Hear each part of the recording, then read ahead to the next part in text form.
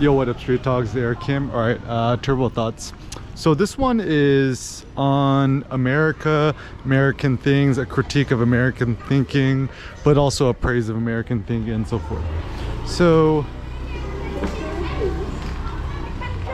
I think one of the great reasons of America and being an American, etc., is I think Americans and being American is kind of the closest thing we have to becoming the new ancient Greeks, right? So things I'm proud of,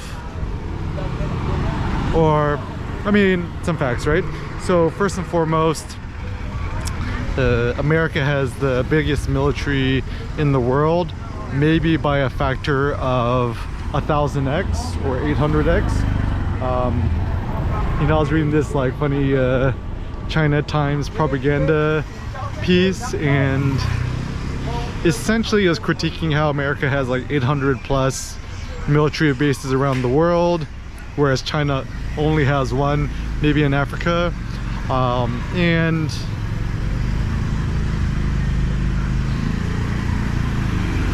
kind of like what Tony Stark, aka Robbie Downey Jr. said in the original Iron Man, is weapons promote peace. And so it's like, you're not a weapons dealer, you're a peace dealer. And I mean, I'm super anti-war. I don't wish death or destruction or any sort of hardship on anybody, but it does seem like the fact is, you know, military does promote peace insofar much as nobody in the world wants nuclear holocaust, and therefore all governments kind of, you know, they're kind of waving their stick, but no one really wants to use it, right? And there's lots of good things about being American, a lot of bad things about being American. So first and foremost, like, you know, I was born in the States, born and raised, and I really do appreciate the notion of American individualism. It's I mean, just for myself as an individual, right? It's that, like, I like the idea that I could direct my life how I please, and whether or not that manifests in the way that I actually want is up to fate, but at least I could, you know, pursue my own life according to my own will, right? Now the downside of being Asian, Chinese, etc. is everything is kind of for the greater good of the motherland, and the individual is only as a means to the greatness of the state. So for example, even in China, right? Ultimately, everything comes back towards increasing the valor of China, not as a means of elevating the individual. So, you know, like a lot of Chinese individuals, rich mainland Chinese, you know, they got the Rolls Royce, the Lambos, whatever, the Maybachs, but then their personal prosperity and richness is only via means to better the Chinese nation, right? Whereas in America, the general ethos is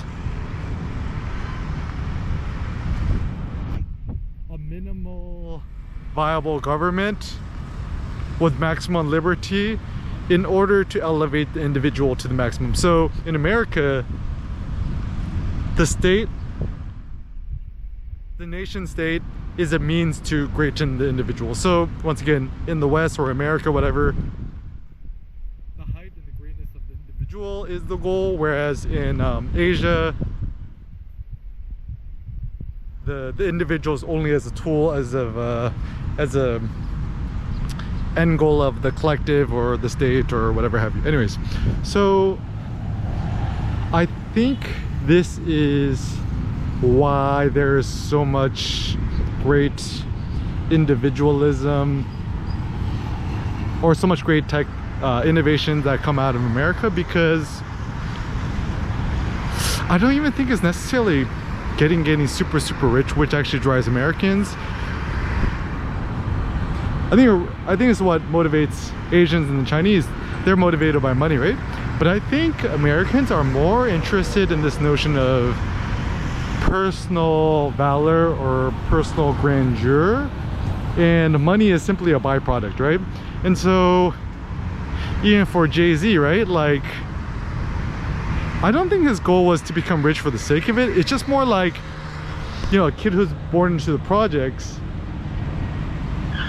how far upwards can he fly in the racist American structure we got? I think that was his ultimate interest. And even Steve Jobs, right, like his goal was to create insanely great technological tools, products, what, like a bicycle for the mind.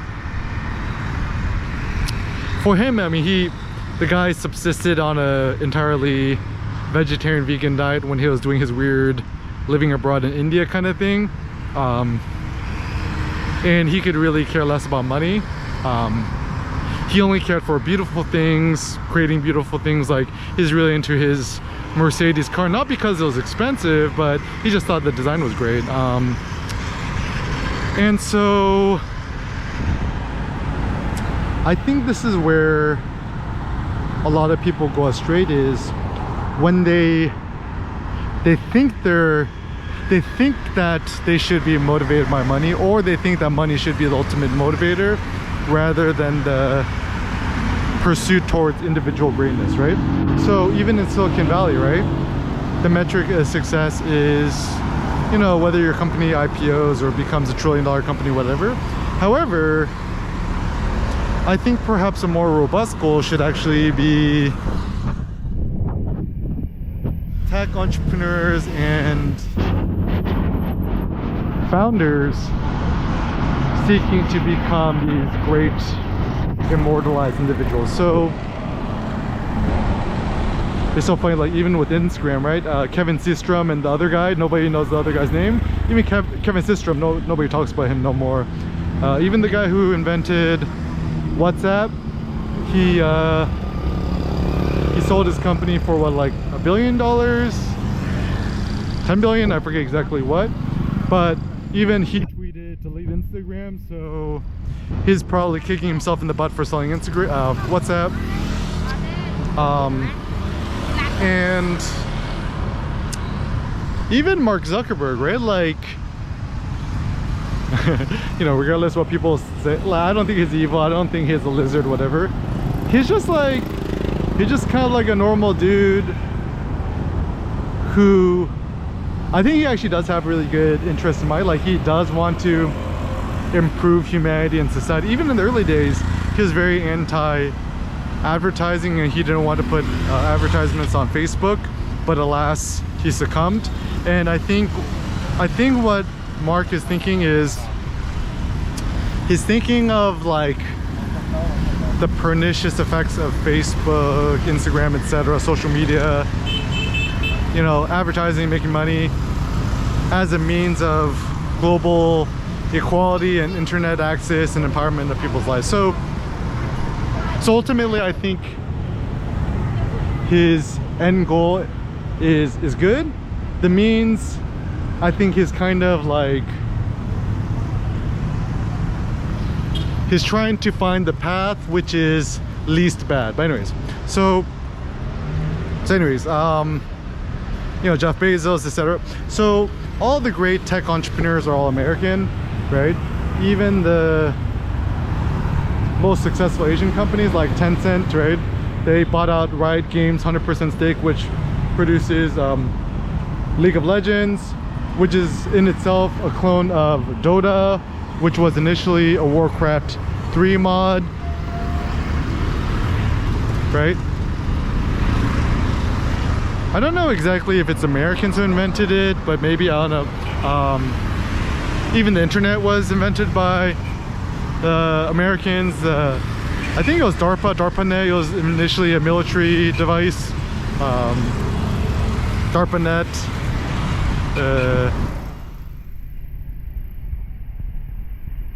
You know, the automobile car, the Ford, right? Ford Model 3, Ford Model something, invented in the States.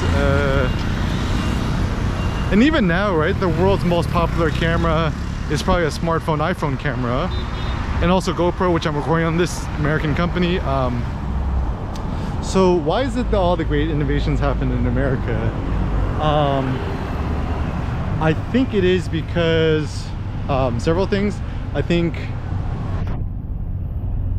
mean, certainly every country sells its own propaganda, right? But I think the propaganda of America is kind of the least bad. I mean, at least in my generation, right? Like, I was born in 1988. It's like, it's all about individualism, being unique, being a one of a kind, making a positive change in the world, putting a dent in the universe, that kind of thing. Now I think the American ethos, it's kind of more of like,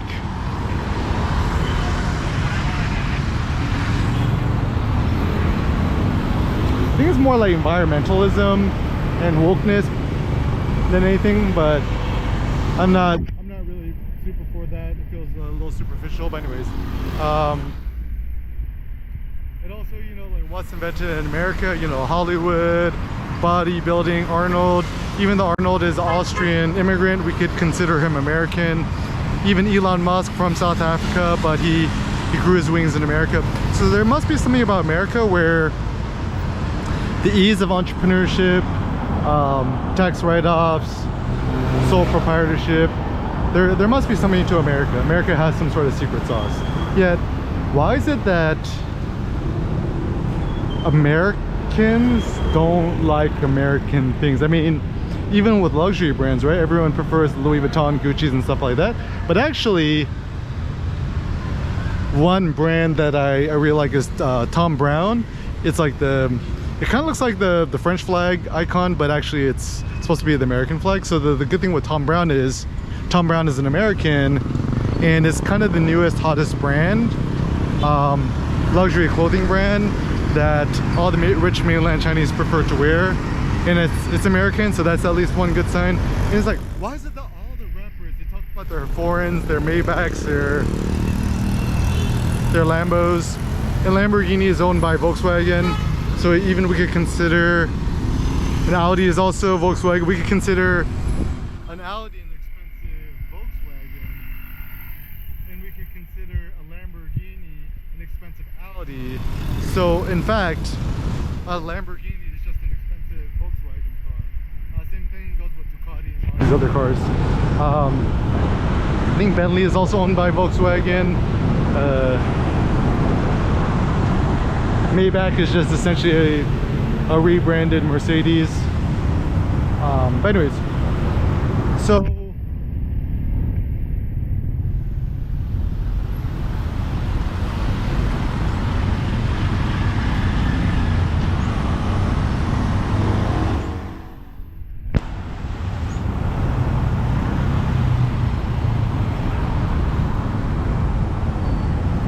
what I think is,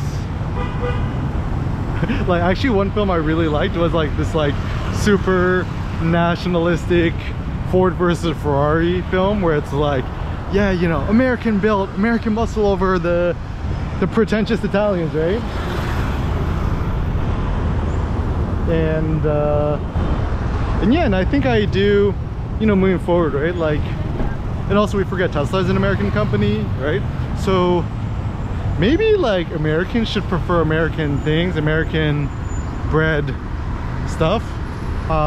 So for example, just to make a statement, instead of getting a Lambo, I should just get like a Shelby Mustang. I think that's way cooler, right?